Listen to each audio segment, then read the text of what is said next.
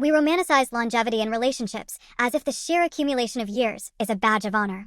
We look at couples sitting across from each other after a decade, nodding politely, passing the salt, and we call it harmony. We call it peace. But let us strip away the romantic filters and look at the brutal, unvarnished architecture of what is actually happening. That quiet dinner table is not a sanctuary of mutual understanding. It is a monument to emotional bankruptcy. The most terrifying sound in a modern home is not the slamming of doors, the shouting of insults, or the shattering of plates. Those are violent disruptions, yes, but they are proof of life. They are proof that two human beings still care enough to fight for dominance, to demand to be heard, to register each other's existence. The truly terrifying sound is the absolute, suffocating absence of sound. It is the rhythmic clinking of ceramic against porcelain, punctuated only by the mechanical chewing of food, consumed purely out of biological necessity rather than shared pleasure. We tell ourselves that we have reached a stage of profound maturity where words are no longer necessary. We flatter our laziness by calling it telepathy. We whisper to ourselves that we know each other so well, down to the exact curvature of our thoughts, that speech has become redundant. What a magnificent, comforting lie. What a cowardly excuse for intellectual and emotional abandonment. The truth is much heavier, much colder, and far more ordinary. You do not speak because you have mapped every territory of each other's minds, and there is nothing left to explore. You do not speak because you have stopped caring about what lies beyond the borders of what you already know. The curiosity is dead. The inquisitiveness that once made you stay up until 3 a.m, dissecting absurd hypotheses, debating trivial philosophies, and laughing until your ribs ached, has been systematically replaced by administrative efficiency. You operate a household like a joint venture. You coordinate logistics, schedules, bills, and grocery lists with the precision of a mid-level corporate board. You are not lovers, nor are you friends. You are exhausted co-directors of a domestic enterprise, sharing a roof because breaking the contract is simply too expensive and too inconvenient for your current comfort level. Think about the last time you sat down for a meal and genuinely surprised the person across from you. Think about the last time a piece of news from your lips caused their eyes to widen with genuine, unfiltered wonder.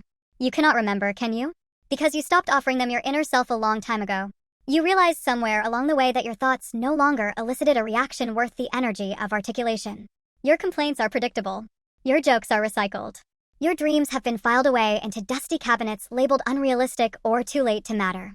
So, why bother speaking? Why waste breath on sentences that will be met with the exact same pre-programmed, vacant nod? You look at them across the candlelight or the harsh overhead kitchen light, and you realize you could vanish for 3 days, and the only disruption they would experience is having to figure out who takes out the trash on Tuesday. That is not intimacy. That is shared solitary confinement.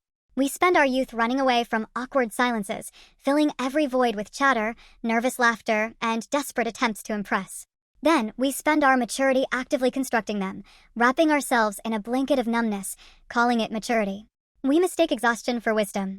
We mistake emotional numbness for inner peace. We look at the empty space between our plates and pretend it is filled with a deep, unspoken bond, when in reality, it is a vast, icy canyon carved by years of small, unexpressed resignations.